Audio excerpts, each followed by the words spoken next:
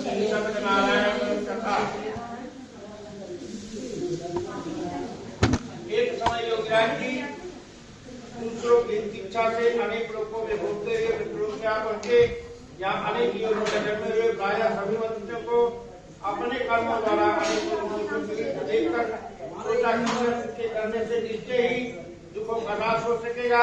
ऐसा मन में सोचकर विष्णु लोक गए। वहां सूर्य पर और चार भुजाओं वाले देवों के बीच नारायण को इनके हाथों में शंख चक्र गदा और पद्म से वरमाला पहने हुए थे देखकर स्तुति करने लगे। हे भगवान, आप अत्यंत शक्ति से संपन्न है। मंत्र तथा वाणी भी आपको नहीं पा सकती।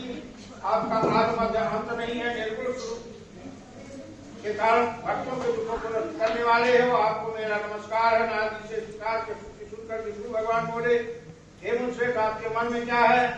आपका किस काम के लिए आगमन हुआ है? निसंकोच गौतम नारद बोले, लोक में सब मनुष्य जो अनेक योनियों में पैदा हुए हैं, अपने अपने कर्मों के द्वारा अनेक प्रकार के दुखों से दुखी हो रहे हैं। हे नाथ, मुझ पर दया रखते हो तो बतलाइए, तुम मनुष्यों के सब दुख थोड़े से मनुष्य से कैसे दूर हो सकते हैं? श्री भगवान जी बोले, हे नारद, मनुष्य की भलाई के तुमने बहुत अच्छी बात की। काम को करने से मनुष्य मोह से छूट जाता है। तो मैं कहता हूँ, सुनो, बहुत पुण्य देने वाला स्वर्ग तथा विष्णु दोनों में दुर्लभ एक अत्यंत उत्तम व्रत है। आज मैं प्रेम वर्षों पर तुमसे कहता हूँ, सत्यनारायण का यह व्रत अच्छी तरह ध्यान पूर्वक करके मनुष्य तुरंत ही यहाँ सुख भोग कर मरने पर मोक्ष को प्राप्त होता है। श्री भगवान के वचन सत्यनारायण बोले, उस व्रत का क्या फल है, क्या ध्यान है और किसने इस व्रत को किया और किस दिन यह व्रत करना चाहिए? विस्तार से तो भगवान बोले, शोकाज को दूर करने वाला, धन धान्य को बढ़ाने वाला, सौभाग्य तथा संतान को देने वाला, यह व्रत सब स्थानों पर विजयी करने वाला है। भक्ति और श्रद्धा के साथ किसी भी दिन मनुष्य श्री सत्यनारायण की शांत समय ब्राह्मणों और बंधुओं के साथ धर्मपरायण होकर पूजा करें। भक्तिभाव से नैवेद्य केले का फल, घी, दूध, गेहूं का गुड़ खवाया में, गेहूं के अभाव में साकी का शक्कर तथा गुड़ लें। सब भक्षण योग्य पदार्थ जमा करके भगवान को अर्पण कर देंगे तथा बंधुओं सहित ब्राह्मणों को भोजन कराने तत्पश्चात स्वयं भोजन करें। नृत्य गीत आदि का आचरण कर सत्यनारायण भगवान का स्मरण करता हुआ समस्त समय व्यतीत करें। इस तरह व्रत करने पर मनुष्य की इच्छा निश्चय ही पूरी होती है। विशेषकर कल्याण में भूमि पर यही मोक्ष का स्वरूप उपाय है। इति श्री सत्यनारायण व्रताम जय। बोलिए सत्यनारायण भगवान की जय। हे ऋषियों, जिसने पहले समय इस व्रत को कहता हूँ, उनका इतिहास कहता हूँ, ध्यान से सुनो। सुंदर काशीपुर नगरी में अत्यंत निर्धन ब्राह्मण रहता था और भूख और प्यास से वेदन वाले थे। ऊपर ढूंढता था, ब्राह्मणों से प्रेम करने वाले। भगवान ने ब्राह्मण को कुछ देखकर पूरे ब्राह्मण का रूप धारण कर उसके पास जा आदर के साथ पूछा, हे पृथ्वी पर क्यों घूमता है? शेष ब्राह्मण, यह सब मुझे को मैं सुनना चाहता हूँ। ब्राह्मण बोला, मैं निर्धन ब्राह्मण हूँ, शिक्षा के लिए पृथ्वी पर फिरता हूँ। हे भगवान, यदि आप इसका कोई उपाय जानते चिंता कहो। ब्राह्मण बोला, सत्यनारायण भगवान मन वांछित फल देने वाले हैं। इसलिए हे ब्राह्मण, उनका पूजन कर जिसके करने से मनुष्य सब दुखों से मुक्त होता। ब्राह्मण को व्रत का सारा विधान बतलाकर पूरे ब्राह्मण का रूप धारण करने वाले सत्यनारायण भगवान अंतर ध्यान हो गए। इस व्रत को ब्राह्मण ने बतलाया, मैं उसको करूंगा। यह निश्चय करने पर उसे रात में नींद भी नहीं आई। वह सवेरे उठ सत्यनारायण के व्रत का निश्चय कर भिक्षा के लिए चला। उस दिन उसको भिक्षा में बहुत सा धन मिला, जिससे बंधुबांधवों के साथ सत्यनारायण व्रत किया। इसके करने से वह ब्राह्मण सब दुखों से छूट कर अनेक प्रकार की संपत्तियों से युक्त हुआ। उस समय से वह ब्राह्मण हर मास व्रत करने लगा। इस तरह सत्यनारायण भगवान के व्रत को जो करेगा वह सब पापों से छूटकर मोक्ष को प्राप्त होगा। आगे जो पृथ्वी पर सत्यनारायण का व्रत करेगा वह मनुष्य सब दुखों से छूट जाएगा। इस तरह नारद जी से नारायण का कहा हुआ यह व्रत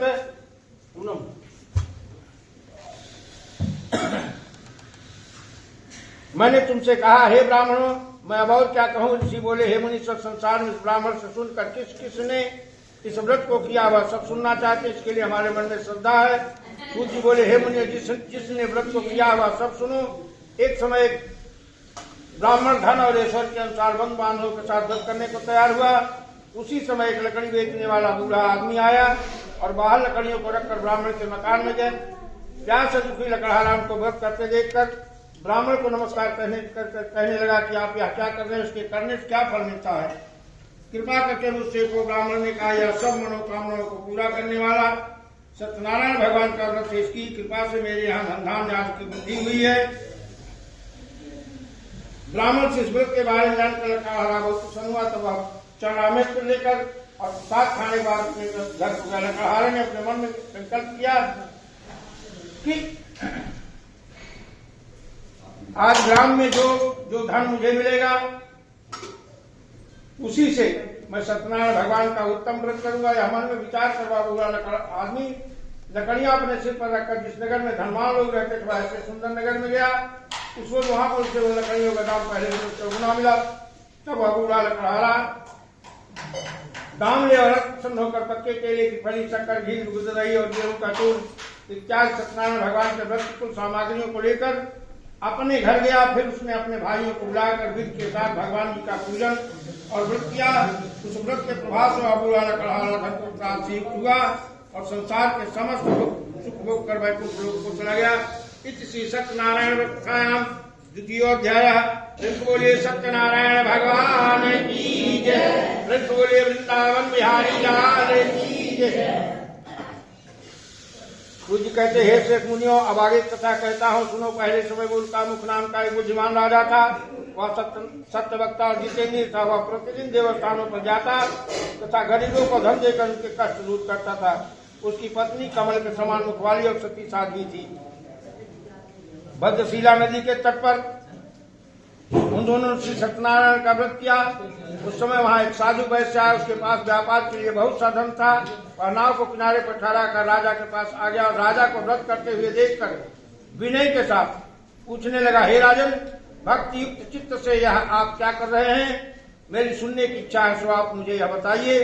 राजा बोला, हे साधु, अपने बांधवों के साथ पुत्रार्थ की प्राप्ति के लिए एक महाशक्तिमान सत्यनारायण भगवान का व्रत पूजन किया जा रहा। राजा के वचन सुनकर साधु आदर से बोला, हे राजन, मुझसे इसका सब विधान कहो, मैं भी आपके कथनानुसार सुनूंगा। इस व्रत को मेरे भी कोई संतान नहीं है, उससे निश्चय ही होगी। राजा से सब विधान सुन व्यापार से निवृत्त हो वह आनंद के साथ घर गया। साधु ने अपने स्त्री से संतान देने वाले इस व्रत का समाचार सुना और कहा, जब मेरे संतान होगी तब मैं इस व्रत को करूंगा। साधु ने ऐसे वचन अपनी स्त्री लीलावती से कहे। एक दिन लीलावती पद के साथ आनंदित हो सांसारिक धर्म में प्रवृत्त होकर सत्यनारायण भगवान की कृपा से गर्भवती हो गई तथा 10वें महीने में उसके एक सुंदर कन्या का जन्म हुआ। वह कन्या दिनों दिन इस तरह बढ़ने लगी जैसे शुक्ल पक्ष का चंद्रमा बढ़ता है। कन्या का नाम कलावती रखा गया। तब लीलावती मीठे शब्दों में अपने पद से कहा कि आपने जो संकल्प किया था कि भगवान का व्रत करूंगा, अब आप उसे करिए। साधु बोले, हे प्रिय, इसके विवाह पर करूंगा। इस प्रकार अपनी पत्नी को आश्वासन देवा नगर को गया। कलावती पितृगृह में विधि को प्राप्त हुई। साधु ने जब नगर में सखियों के साथ अपने पुत्री को देखा तो तुरंत ही दूध बुलाकर कहा कि पुत्री के वास्ते कोई सुयोग्य वर देख कर लाओ। साधु की आज्ञा पाकर दूध कंचन नगर पहुंचा और वहां पर खोज और देखभाल कर लड़की के लिए सुयोग्य बड़ी पुत्र को ले आया। उस सुयोग्य लड़के को देखकर साधु ने अपने बंधुवानों से प्रसन्नचित होकर पुत्री का विवाह उसके साथ कर दिया। किंतु दुर्भाग्य से विवाह के समय बीवी उस व्रत को करना भूल गया। तब श्री भगवान क्रोधित हुए श्राप दिया कि तुम्हें दारुण दुख प्राप्त होगा। अपने कार्य में कुशल साधु बनिया जामाता सहित समुद्र के समीप स्थित रत्नपुर नगर में गया और वहां दोनों ससुर जमाई चंद्रकेत राजा के नगर में व्यापार करने लगे। एक रोज भगवान सत्यनारायण की माया से प्रेरित कोई चोर राजा का धन चुराकर भागा जा रहा था। किंतु राजा के दूतों को आता देखकर चोर ने घबराकर भागते हुए राजा के धन को वहीं चुपचाप रख दिया जहाँ वो ससुर जमाई ठहरे हुए थे। जब दूतों ने उस नगर के वैश्य के राजा के पास धन को रखा देखा तो तुरंत बांध कर ले गए और प्रसन्नता से दौड़ते हुए राजा के समीप जाकर बोले, यह दो चोर हम पकड़ कर लाए हैं, देखकर आज्ञा दे।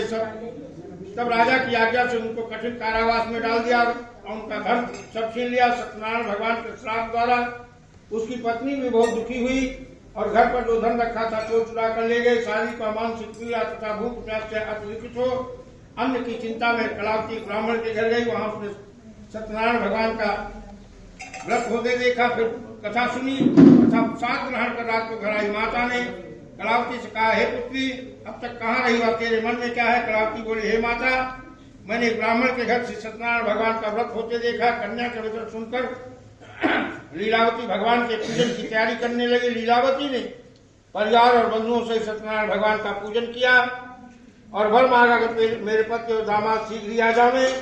साथ ही प्रार्थना की कि हम सबका अपराध क्षमा करो। सत्यनारायण भगवान इस व्रत से संतुष्ट हो गए और राजा चंद्र के स्वप्न में दर्शन देकर कहा, हे राजन, दोनों वैश्यों को प्रातः ही छोड़ दो। उनका सब धन जो तुमने ग्रहण किया है दे दो, नहीं तो मैं तुम्हारा धन पुत्र सब नष्ट कर दूंगा।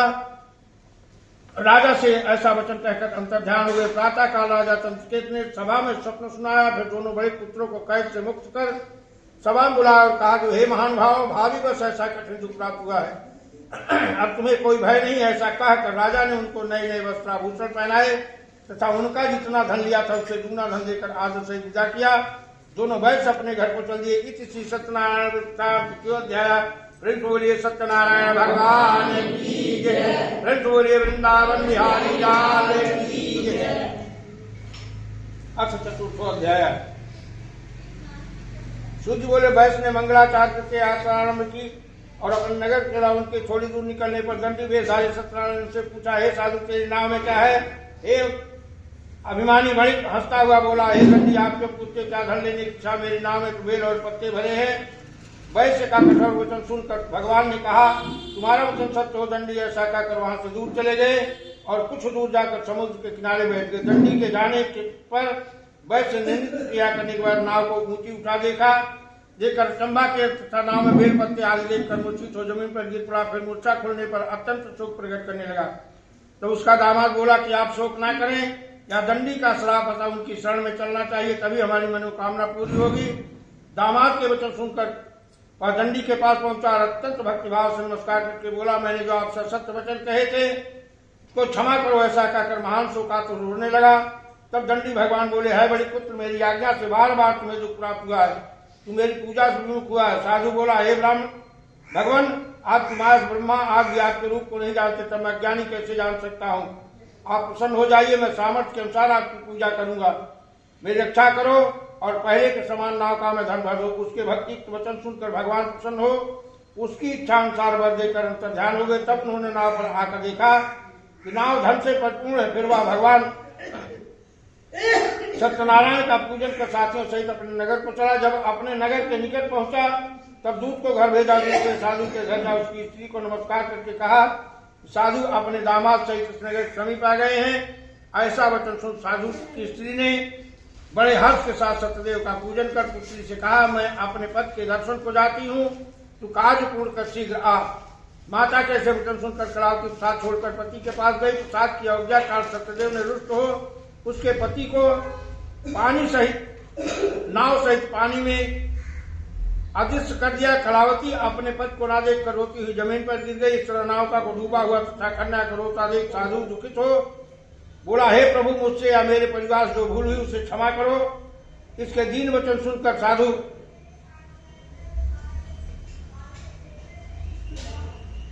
सत्यदेव भगवान प्रसन्न हो गए और आकाशवाणी हुई, हे साधु, तेरी कन्या मेरे साथ को छोड़कर आई है, इसके लिए इसका पति आदित्य हुआ है। ऐसी आकाशवाणी सुनकर कलावती ने घर पहुंचकर प्रसाद खा फिराकर पति के दर्शन के सत्यदेव साधु ने भगवानों से सत्यदेव का विधि पूर्वक पूजन किया। उस प्रकार यह सब सुख भोग कर अंत में स्वर्गलोक गया। इसी सत्यनारायण बोलिए सत्यनारायण भगवान की जय। बोलिए वृंदावन बिहारी की जय। अथ पंचमो अध्याय। हे ऋषियों में और भी कथा कहता हूँ, सुनो। प्रजा पालन में तुंग नाम का एक राजा था। उसने भी भगवान का प्रसाद त्याग कर बहुत दुख पाया। एक समय वन में जाकर वन्य पशुओं को मारकर वन के पेड़ के नीचे आया। वहां उसने ग्वालों को भक्तिभाव से बांधों सहित सत्यनारायण का पूजन करके देखा। राजा देखकर भी अभिमान व वहां नहीं लिया, ना ही नमस्कार किया। जब ग्वालों ने भगवान का प्रसाद उसके सामने रखा तब प्रसाद को त्याग कर अपनी सुंदर नगरी को चला गया। वहां उसने अपना सब कुछ पाया। वह सब जान गया कि सब कुछ भगवान ने किया। तो वह विश्वास से ग्वालों के समीप गया और बिन पूर्वक पूजन तथा सत्यदेव की कृपा से सब कुछ पहले जैसा ही होगा। फिर दीर्घ काल तक सुख भोग कर मरने पर स्वर्गलोक हो गया। जो मनुष्य परम दुर्लभ व्रत को करेगा भगवान की कृपा से धन धान्य की प्राप्ति होगी। निर्धन धनी और बंदी बंधन से मुक्त होकर निर्भय हो जाता है। संतानहीनों को संतान प्राप्त होती तथा सब मनोरथ पूर्ण होकर अंत में वैकुंठ धाम हो जाता है। जिन्होंने पहले इस व्रत को किया है, अब उनके दूसरे जन्म की कथा कहता हूँ। वृद्ध ब्राह्मण जो था वो दूसरे जन्म में सुदामा हुआ है, और उल्कामुख नाम के जो राजा थे वही अगले जन्म में राजा दशरथ हुए हैं। वैकुंठ को प्राप्त हुए। साधु नाम का जो वैश्य था वो मोरध्वज बनकर अपने पुत्र को आर्य से चीर कर मोक्ष को प्राप्त किया। महाराज तुंगध्वज ने स्वयंभू होकर भगवान में भक्ति कर्म कर मोक्ष को प्राप्त किया। सत्यनारायण भगवान की कथा एक चीज बहुत मन वचन कर्म, और सत्यनारायण भगवान की कथा करने से पहले हमें हाथ में जल पुष्प कुछ द्रव्य रख करके स्वयं को संकल्प करना चाहिए। हे भगवान, हम आपकी शरण में आ रहे हैं, आपका व्रत करेंगे। उस समय आपको केवल इतना ही कहना है, इसमें समय की अवधि बहुत ही आवश्यक होती है। कितनी देर हम व्रत करेंगे, उसके बाद जितनी देर के लिए आप संकल्प लेंगे उतनी देर के लिए आप केवल एक चीज वर्जित है, मिथ्या भाषण नहीं करेंगे। अगर उतनी देर तक आपने मिथ्या भाषण नहीं किया, आपका व्रत संपूर्ण होगा। अगर आपने उसी में मिथ्या भाषण किया तो आपका व्रत खंडित होगा। सीता सीताराम बोलो, राधे राधे श्याम बोलो, स्वामी दरबार की जय। ब्रज बोलिए वृंदावन बिहारी लाल की जय। ब्रज बोलिए सत्यनारायण भगवान की जय। अथ श्री कार्तिक महात्मा। स्पीड में लो।